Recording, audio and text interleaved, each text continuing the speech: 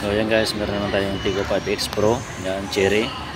Ito ating ay PMS. So tapos na yan guys, PMS na, hindi ko na pinakita sa inyo guys. So basic lang po yan guys, DIY lang yan guys. So pang mabilisan kasi ito guys, ayan.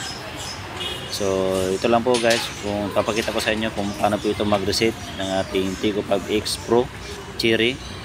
Yan, nakita mo ninyo guys, andyan ang menu nya. So dali lang makita yan guys. Yan, kita niyo yung preventive maintenance nya guys. Yan, press natin sa may driving. Ayan, kita naman ninyo guys. Yan, okay natin. Suppose long press natin na 5 seconds. Yan, so lalabas yung 10,000 guys. Ayan, kita naman ninyo.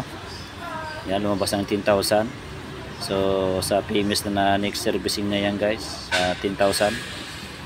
So reset natin lahat yan guys. Ayan, pati yung odometer nya.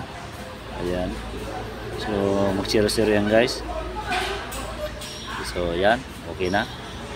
So build natin sa normal nya na. So yan lang guys, basic lang po tayo guys. Ayan, so yan, nag-off na yan guys. So try natin start.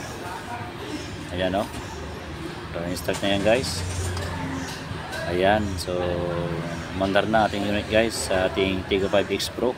Ayan, so basic lang mo po yun guys sa pag-reset. Ayan, aking body si Winwin. Ayan ako guys. So maraming salamat po sa manonood sa aking YouTube channel. Maruskes na po. Ayan, bye bye.